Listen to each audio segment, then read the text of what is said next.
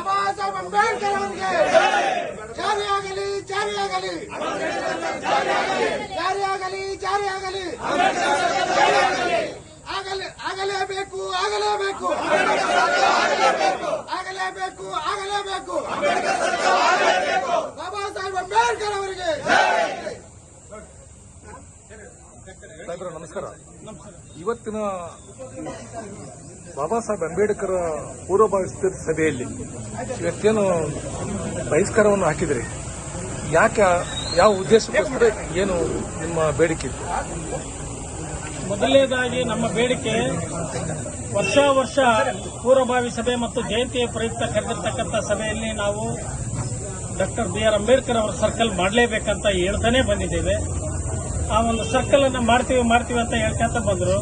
ಕೊನೆಗೆ ನಾವೇನ್ ಮಾಡಿದ್ವಿ, ಎಲ್ಲಾ ಸಂಘ ಸಂಸ್ಥೆಗಳು ಮೀಡಿಯಾ ಮುಖಾಂತರ ಸಂಘ ಸಂಸ್ಥೆಗಳೆಲ್ಲರೂ ಸೇರಿಬಿಟ್ಟು ಪುರಸಭೆಯಲ್ಲಿ ಸಭೆ ಇದ್ದಾಗ ಹೋಗಿಬಿಟ್ಟು ಮನವಿ ಪತ್ರವನ್ನು ಕೊಟ್ಟು ಎಲ್ಲ ಜಾತಿ ಜನಾಂಗದವರು ಕೂಡ ನಮಗೆ ಡಾಕ್ಟರ್ BR ಅಂಬೇಡ್ಕರ್ ಸರ್ಕಲ್ ಮಾಡಲಿಕ್ಕೆ ಯಾವುದೇ ಅಭ್ಯಂತರವಿಲ್ಲ ಅಂತ ಹೇಳಿದ ಮೇಲೆ ನಾವು ಮನವಿ ಪತ್ರವನ್ನು ಕೊಟ್ಟಿವಿ. ಸೊ ಮನವಿ ಪತ್ರ ಕೊಟ್ಟ ಮೇಲೆ ಅದನ್ನ ಪರಿಗಣಿಸಿ ಸಾಮಾನ್ಯ ಸಭೆಯಲ್ಲಿ ಅದನ್ನ ಸರ್ಕಲ್ ಆಗ್ಬೇಕಂತ ಠರಾವನ್ನು ಮಾಡಿಬಿಟ್ಟು ಸರ್ಕಾರಕ್ಕೆ ಕಳಿಸಿದ್ದಾರೆ.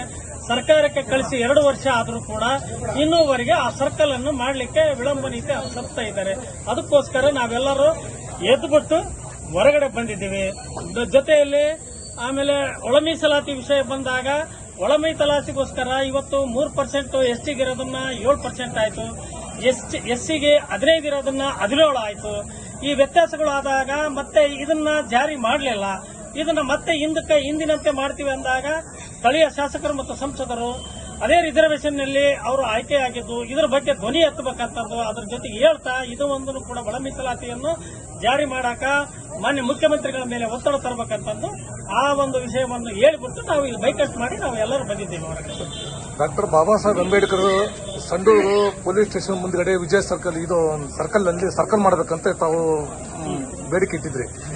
ಸೊ ಆದ ನಂತರ 2025ರಲ್ಲಿ ನಿಮ್ಮರೇ ಆಗಿರ್ತಕ್ಕಂಥ ಫಕೀರಪ್ಪನವರು ಅಲ್ಲಿ ಒಂದು ಅಬ್ಜೆಕ್ಷನ್ ಹಾಕ್ತಾರೆ, ಅಲ್ಲಿ ಆ ಸರ್ಕಲ್ ಬೇಡ, ನಮಗೆ ವಿಧಾನಸೌಧದ ಮುಂದ್ಗಡೆ ಬೇಕು ಅಂತಕ್ಕಂಥದ್ದನ್ನ ಈ ತಹಸೀಲ್ದಾರ್ ಮನವರಿಕೆ ಮಾಡಿಕೊಟ್ರು. ತಾವೇನು ಹೇಳ್ತಾರೆ?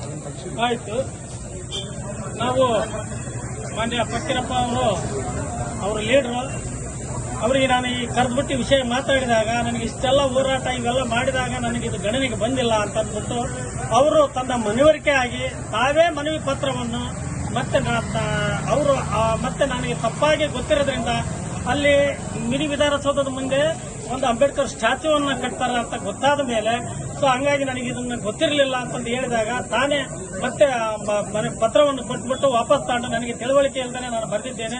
ಸೊ ಹಂಗಾಗ್ಬಿಟ್ಟು ಇದನ್ನ ನಾನು ವಾಪಸ್ ತಗೊಳ್ತಾ ಇದ್ದೇನೆ ಅಂತ ಫಕೀರಪ್ಪ ಅವರು ಸಮಂಜಸವಾಗಿ ಒಂದು ಪತ್ರವನ್ನು ಕೊಟ್ಟಿದ್ದಾರೆ. ಆ ಪತ್ರ ಕೂಡ ನನ್ನ ಹತ್ರ ಇದೆ. ಸರ್, ಈಗ ಹಾಗಾದ್ರೆ ನಿಮ್ಮ ಬೇಡಿಕೆ ಏನು, ಎಲ್ಲಿ ಪೊಲೀಸ್ ಸ್ಟೇಷನ್ ಮುಂದೆ ಆಗ್ಬೇಕಂತ, ವಿಧಾನಸೌಧ ಮುಂದೆ ಆಗ್ಬೇಕಂತ? ನಮಗೆ ಸರ್ಕಲ್ ಪೊಲೀಸ್ ಸ್ಟೇಷನ್ ಮುಂದೆನೆ ಆಗ್ಬೇಕಂತ ಇರೋದು. ಪರ್ಮಿಷನ್ ಅಲ್ಲೇ ಸಿಕ್ಕಿರೋದು. ಸ್ಟ್ಯಾಚ್ಯೂ ಕಟ್ಟತಕ್ಕಂಥದ್ದು, ಸ್ಟ್ಯಾಚ್ಯೂ ಇಡ್ತಕ್ಕಂಥದ್ದು ಸಾರ್ವಜನಿಕ ಸ್ಥಳಗಳಲ್ಲಿ ಇಡಬೇಕು ಬಿಡಬೇಕನ್ನೋ ಸರ್ಕಾರಕ್ಕೆ ಬಿಟ್ಟಿದ್ದು. ಮುಂದೆ ಆ ಸ್ಟ್ಯಾಚ್ಯೂ ಬಗ್ಗೆ ನೋಡೋಣ.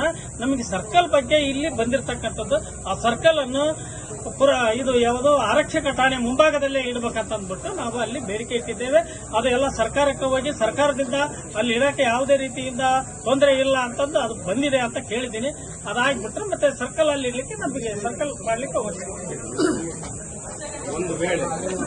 ಒಂದು ವೇಳೆ ಶಾಸಕರಾಗ್ಲಿ ಸಂಸದರಾಗ್ಲಿ ಬಂದ್ಬಿಟ್ಟು ನಿಮ್ಮನ್ನ ಕರೆದು ಇನ್ನು 3 ತಿಂಗಳ ಒಳಗ ನಾನು ಇದನ್ನ ಈಡೇರಿಸಿಬಿಡ್ತೀನಪ್ಪ, ನಿಮ್ ಕೈಯಿಂದನೇ ಮತ್ತೆ ನಾನು ಇದನ್ನ ನಿರ್ಮಾಣ ಮಾಡಿಸ್ತೀನಿ ಅಂತ ತಾವೇನ್ ನಿರ್ಧಾರ ಮಾಡ್ತೀರಿ? ಈಗ ನಾವು ಇಲ್ಲೇವರೆಗೂ ಈ ಮಾತನ್ನು ಹೇಳ್ಕೊಂತಾನೆ ಬಂದಿದ್ದಾರೆ. ಈಗ ಹೇಳ್ಕೊಂತ ಬಂದ ಮೇಲೆ ನಾವು ಕೂಡ ಈಗ ಕೇಳ್ತಾನೆ ಬಂದಿದ್ದೇವೆ. ಎಲ್ಲ ದಲಿತ ಸಂಘಟನೆಗಳು, ಮಹಿಳಾ ಸಂಘಟನೆಗಳು, ಇತರ ಸಂಘಟನೆಗಳು ಎಲ್ಲರೂ ಕೇಳಿಬಿಟ್ಟು. ಯಾಕಂದ್ರೆ ಒಬ್ಬ ಶಾಸಕರು ತನ್ನ ಕೈಯಲ್ಲಿ ಎಲ್ಲ ಆಡಳಿತ ಇರುವಾಗ ಅವ್ರು ಹೇಳಿದ ಮೇಲೆ ಕಾರ್ಯರೂಪಕ್ಕೆ ತರ್ತಾರಂತ ನಾವೆಲ್ಲ ಕೇಳ್ತೀವಿ. ಸೊ ಹಂಗಾಗಿಬಿಟ್ಟು ಭರವಸೆಯನ್ನು ಕೊಟ್ಟಾರ. ಈಗ ನಾವು ಅದನ್ನ ಮತ್ತೆ ಹೇಳ್ತಾರಂದ್ರೆ ಲಿಖಿತ ರೂಪದಲ್ಲೇ ಆಗಲಿ, ಎಲ್ಲ ಸಂಘಟನೆಗಾರರು ಮಾತಾಡಿದ್ದಾರೆ, ಬಂದಿದ್ದಾರೆ. ಲಿಖಿತ ರೂಪದಲ್ಲೇ ಆಗಿಬಿಟ್ಟು ತಗೊಂಡು ಅದನ್ನ ನಾವು ಮುಂದೆ ನಮ್ಮ ಡಾಕ್ಟರ್ ಬಾಬಾ ಸಾಹೇಬ್ ಅಂಬೇಡ್ಕರ್, ಬಾಬು ಜಗಜೀವನ್ ರಾಮ್, ರಾಷ್ಟ್ರೀಯ ನಾಯಕರು, ಇವ್ರ ಬಗ್ಗೆ ನಾವು ಅಪಮಾನ ಮಾಡ್ಬೇಕಂತ ಇಲ್ಲ. ನಮ್ಮ ಬೇಡಿಕೆ ಏನಿದೆ ಸರ್ಕಲ್ ಮಾಡ್ಬೇಕಂತ, ಅದರ ಜೊತೆಯಲ್ಲೇ ಮತ್ತೆ ಅವರು ಮಾಡಿಕೊಡ್ತೀವಿ ಅಂತಕ್ಕಂಥ ಒಂದು ಲಿಖಿತ ರೂಪದಲ್ಲಿ ಕೊಟ್ಟರೆ ನಾವು ಮಾಡಿಕೊಡ್ಲಿಕ್ಕೆ ನಾವು ಸ್ಟಾರ್ಟ್ ಮಾಡ್ತೀವಿ ಅಂತ ಹೇಳ್ತಾ ಇದ್ದೀವಿ. ಸೊ ಅದೊಂದು ನಮಗೆ ಬೇಸರದ ಸಂಗತಿ. ನಾವು ಬರೀ ಚುನಾವಣೆ ಬಂದಾಗ ಮಾತ್ರ ನಾವು ಬರೀ ಈ ಅಂಬೇಡ್ಕರ್ ಜಯಂತಿ ಪೂರ್ವಭಾವಿ ಸಭೆ ಬಂದಾಗ ಮಾತಾಡ್ತೀವಿ, ಹೋಗ್ತೀವಿ, ನೀವು ಅಧಿಕಾರಿಗಳು ಮಾಡ್ಕೊಂಡು ಹೋಗ್ತೀರ ಅನ್ನೋ ರೀತಿಯಲ್ಲಿ ಆಗ್ತಾ ಇದೆ. ಅದು ಒಂದು. ಆಮೇಲೆ ಎರಡನೇದು ಒಳ ಮೀಸಲಾತಿಗಾಗಿ ನಾವು ಸದ್ದೂರು ಬಂದ್ ಮಾಡಿದ್ವಿ. ಜಿಲ್ಲಾ ತಾಲೂಕು ಆಡಳಿತ ನಮಗೆಲ್ಲ ಸಹಕರಿಸಿತು, ಎಲ್ಲ ಇಲಾಖೆಯವರು ನಮಗೆ ಸಹಕಾರ ಕೊಟ್ಟರು. ಸೊ ಈ ಒಳ ಮೀಸಲಾತಿ ಬಗ್ಗೆ ಮಾನ್ಯ ಶಾಸಕರು ಧ್ವನಿ ಎತ್ತಬೇಕು. ಯಾಕಂದ್ರೆ ಎಸ್ಟಿ 3% ಇರೋದು 7 ಮಾಡಿದ್ರು, 15 ಇರೋದು ಎಸ್ಸಿಗೆ 17 ಮಾಡಿದ್ರು. ಇದ್ರ ಬಗ್ಗೆ ಎಲ್ಲಿಯೂ ಚಕಾರ ಎತ್ತಿಲ್ಲ. ಅವರು ಶಾಸಕರು ಮತ್ತು ಸಂಸದರು ರಿಸರ್ವ್ ಕಾನ್ಸ್ಟಿಟ್ಯೂಷನ್ ಅಲ್ಲಿ ಅವರು ಆಯ್ಕೆಯಾಗಿ ಬಂದಿರತಕ್ಕಂಥದ್ದು ಅದನ್ನ ಅವ್ರ ಗಮನದಲ್ಲಿ ಇಟ್ಟುಕೊಂಡು ವಿಧಾನಸಭೆಯಲ್ಲಿ ಚರ್ಚಿಸಬೇಕು. ನಂತರ ಮುಖ್ಯಮಂತ್ರಿಗಳಿಗೆ ಅವರು ಒತ್ತಡ ಹಾಕಬೇಕಂತ ನಾವು ಕೇಳ್ಕೊಳ್ತಾ ಇದ್ದೇವೆ. ಜೊತೆಯಲ್ಲಿ ನಮಗೆ ಅಂಬೇಡ್ಕರ್ ಸರ್ಕಲ್ ಆಗಲಾರದಕ್ಕೋಸ್ಕರ ನಾವು ಇಲ್ಲಿಯವರೆಗೂ ನಾವೆಲ್ಲಾ ರೀತಿಯಿಂದ ತಮಗೆ ತಾಳ್ಮೆಯಿಂದ ಕೇಳಿಕೆ ಬಂದು ಸಾಕಾಗಿ ಹೋಗಿದೆ. ತಾಲೂಕು ಆಡಳಿತ ನೀವು ಮಾಡ್ತಾ ಇರ್ತೀರಿ, ಅಲ್ಲಿ ಸಂಸದರು ವ್ಯಕ್ತಿಗಳಿಗೆ ಹೇಳ್ತಾ ಇಲ್ಲ, ನೀವು ಸಭೆ ಕರೆದು ಮಾತಾಡಿಲ್ಲ, ಅವರಿಗೆ ಇಲ್ಲಿ ಇರ್ತಕ್ಕಂಥ ವಿಷಯ ಹೇಳ್ತಾರೆ ಇಲ್ಲ ಗೊತ್ತಿಲ್ಲ. ಸೊ ಹಾಗಾಗ್ಬಿಟ್ಟು ನಾವು ಇಲ್ಲಿ ಆಗಮಿಸಿರ್ತಕ್ಕಂಥ ಎಲ್ಲ ಸಂಘ ಸಂಸ್ಥೆಯ ಮುಖಂಡರು ಎಲ್ಲರೂ ಈ ಒಂದು ಜಯಂತಿಯನ್ನು ಬಾಯ್ಕಾಟ್ ಮಾಡಬೇಕಂತ ನಾವು ನಿರ್ಧಾರ ಮಾಡಿಕೊಂಡಿದ್ದೇವೆ.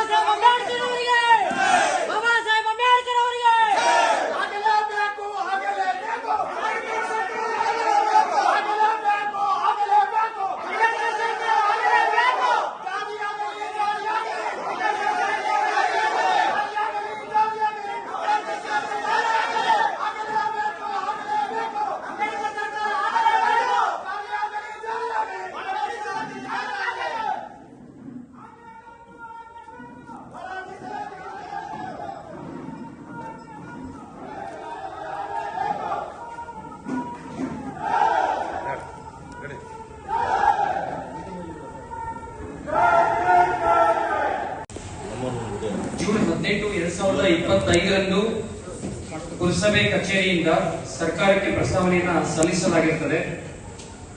ಆದರೆ 21/10/2025ರಂದು ಜಿಲ್ಲಾ ನಗರಾಭಿವೃದ್ಧಿ ಕೋಶ ಬಳ್ಳಾರಿ ಕಚೇರಿಗೆ ಸಲ್ಲಿಸಿದ ಸಲ್ಲಿಕೆಯಾದ ಪತ್ರದಲ್ಲಿ ಮಾನ್ಯ ನಿರ್ದೇಶಕರು ಪೌರಾಡಳಿತ ನಿರ್ದೇಶನಾಲಯ ಇವರು 29/9/2025 ಪತ್ರದಲ್ಲಿ ನಿಗದಿತ 2 ಪತ್ರಿಕೆಗಳಲ್ಲಿ ಹೊರಡಿಸಬೇಕಿತ್ತು, ಆದರೆ ಹೊರಡಿಸಿಲ್ಲ. ಆದ್ದರಿಂದ ಮತ್ತೊಮ್ಮೆ ಇದನ್ನ ಸಾರ್ವಜನಿಕವಾಗಿ ಪ್ರಕಟಣೆ ಮಾಡಿ ಇದಕ್ಕೆ ಏನೋ ಅಬ್ಜೆಕ್ಷನ್ಸ್ ಏನಿರುತ್ತೆ ಅಬ್ಜೆಕ್ಷನ್ಸ್ ಕಾಲ್ ಮಾಡಿ ಅದರ ಮುಂದಿನ ಇದನ್ನು ತರಿಸ್ಕೊಡಿ ಅಂತ ಹೇಳಿ ನಿರ್ದೇಶನ ನೀಡಿರ್ತಾರೆ. ಅದರಂತೆ ನಾವು ಇಮಿಡಿಯೇಟ್ ಆಗಿ ಆ ಪತ್ರ ಬಂದದ ನೆಕ್ಸ್ಟ್ ಇದರಲ್ಲೇನೆ 2 ಪತ್ರಿಕೆಗಳಲ್ಲಿ 2 ರಾಜ್ಯ ಮಟ್ಟದ ಪತ್ರಿಕೆಗಳಲ್ಲಿ ಆ ಪತ್ರಿಕಾ ಪ್ರಕಟಣೆಯನ್ನ ಹೊರಡಿಸಿರ್ತೀವಿ.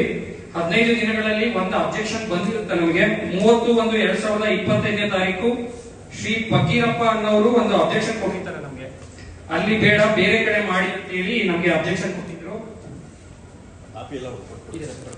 ಈ ವಿಷಯವನ್ನ ನಾವು ಸಮುದಾಯದ ಎಲ್ಲ ಇವರು ನಮ್ಮ ನಿಂಗಪ್ಪ ಐಹೊಳೆಯವರ ಅವರನ್ನೇ ಸ್ವತಃ ಕರೆಸಿ ನಾನು ಈ ತರ ಒಂದು ಅಬ್ಜೆಕ್ಷನ್ ಬಂದಿದೆ, ಇದ್ರ ಬಗ್ಗೆ ಅವ್ರನ್ನ ನೋಡಿ ನೀವು ಮನವೊಲಿಸಿ ಏನಾದ್ರು ಇದನ್ ಮಾಡ್ತೀರಾ ಅಂದಿದ್ದಕ್ಕೆ ಅವರೇ ಕೂಡ ಸ್ವತಃ ಅವ್ರನ್ನ ಕರೆಸಿ ಮನವೊಲಿಸಿ 5/1/2027 ಅವರು ಇದನ್ ಪ್ರಸ್ತಾವನೆಯನ್ನ ಇದನ್ ಮಾಡಿರ್ತಾರೆ, ಇನ್ ತೆಗೆದುಕೊಂಡಿರ್ತಾರೆ. ಯಾರು ಶ್ರೀ ಫಕೀರಪ್ಪ ಅವರು ಇನ್ ತೆಗೆದುಕೊಂಡ ನಂತರ ನಮ್ದು ಪ್ರೊಸೀಜರ್ ಯಾವುದು ನಮ್ಮಲ್ಲಿ ಈ ಸ್ಥಳಗಳಿಗೆ ಪುತ್ಥಳಿ ಅಥವಾ ಇದನ್ನ ನಾಮಕರಣ ಮಾಡ್ಲಿಕ್ಕೆ ಯಾವುದೋ ಅಬ್ಜೆಕ್ಷನ್ ಇಲ್ಲ ಅಂತ ಹೇಳಿ ನಾವು DUPC ಬಳ್ಳಾರಿಯವರಿಗೆ ಪ್ರಸ್ತಾವನೆಯನ್ನ ಸಲ್ಲಿಸಿರ್ತೀವಿ, ನಿಗದಿತ ನಮೂನೆಗಳಲ್ಲಿ ಸಲ್ಲಿಸಿರ್ತೀವಿ. ಅದಾದ್ಮೇಲೆ ಜಿಲ್ಲಾ ನಗರಾಭಿವೃದ್ಧಿ ಕೋಶದಿಂದ ಸರ್ಕಾರಕ್ಕೂ ಕೂಡ ಹಿಂದಿನ ತಿಂಗಳೇ ಪ್ರಸ್ತಾವನೆ ಕೂಡ ಸಲ್ಲಿಕೆಯಾಗಿದೆ. ಈಗ ಸದ್ಯಕ್ಕೆ ಪ್ರಸ್ತಾವನೆ DMA ಹಂತದಲ್ಲಿ ಬಾಕಿ ಇದೆ ಸರ್. ನಾನು ಕೂಡ ಕಾನ್ಸ್ಟೆಂಟ್ಲಿ ಫಾಲೋ ಅಪ್ ಮಾಡ್ತಾ ಇದ್ದೀನಿ.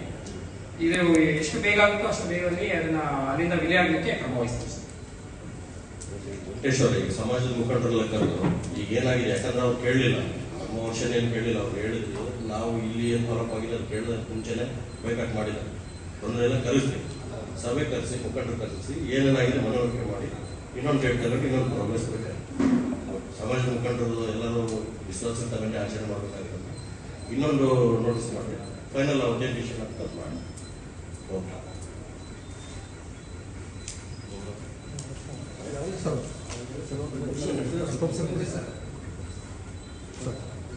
ಸರ್, ಫಕೀರಪ್ಪ ಅಂತಕ್ಕಂಥವ್ರು ಯಾರು ಅಬ್ಜೆಕ್ಷನ್ ಮಾಡಿದ್ರು ಅಂತಂದ್ರಲ್ಲ, ಯಾವ ಕಾರಣಕ್ಕೆ ಅಂತ ಇದೆ.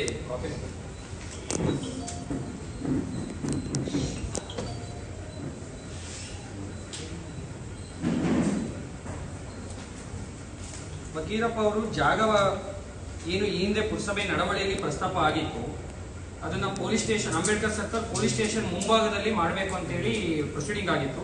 ಅಲ್ಲಿ ಬೇಡ, ಇದನ್ನ ಹೊಸ ತಾಲೂಕು ಆಫೀಸ್ ಏನಾಗ್ತಾ ಇದೆ ಕೃಷ್ಣನಗರಿಂದ ಎಂಟ್ರೆನ್ಸ್ ಅಲ್ಲಿ ಮಿನಿ ವಿಧಾನಸೌಧ ಹತ್ರ 2ನೇ ವಾರ್ಡ್ ಅಲ್ಲಿ ಮಾಡಬೇಕು ಅಂತೇಳಿ ಅವರು ತಕರಾರು ಕೊಟ್ಟಿದ್ರು, ಅಂದ್ರೆ ಅಬ್ಜೆಕ್ಷನ್ ಕೊಟ್ಟಿದ್ರು.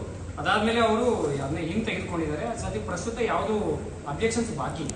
ಯಾವ ಪ್ಲೇಸ್ ಅಂತದ್ದು ಏನಾದ್ರು ಮತ್ತೆ ಅಲರ್ಟ್ ಅವರು ಪ್ರಸ್ತಾಪ ಮಾಡಿದ್ರಲ್ಲಿ ಮಿನಿ ವಿಧಾನಸೌಧ ಹತ್ತಿರ ಅಂತ ಮಾಡಿದ್ರು. ಈಗ ಏನು ಪ್ರೊಸೀಡಿಂಗ್ ಮಾಡಿದ್ದಾರೆ, ಹಿಂದೆ ಪ್ರೊಸೀಡಿಂಗ್ ಆಗಿದ್ದ ಜಾಗ ಬಂದು ಪೊಲೀಸ್ ಸ್ಟೇಷನ್ ಹತ್ರ ಇತ್ತು, ಆ ಸ್ಥಳದಲ್ಲಿ ಬೇಡ, ಮಿನಿ ವಿಧಾನಸೌಧ ಹತ್ರ ಮಾಡಬೇಕು ಅಂತ ಹೇಳಿ ಅವರು ಇದನ್ನ ಮಾಡಿದ್ರು. ಮತ್ತೆ ಅವರೇ ಸ್ವತಃ ಅದನ್ನ ಹಿಂಪಡ್ಕೊಂಡಿದ್ದಾರೆ. ಅದನ್ನ ಹಿಂಪಡ್ಕೊಂಡ ನಂತರನೇ ನಾವು ನಿಯಮಾನುಸಾರ ಆ ಪ್ರಸ್ತಾವನೆಯನ್ನ ಸರ್ಕಾರಕ್ಕೆ ಸಲ್ಲಿಸಿದ್ದೇವೆ.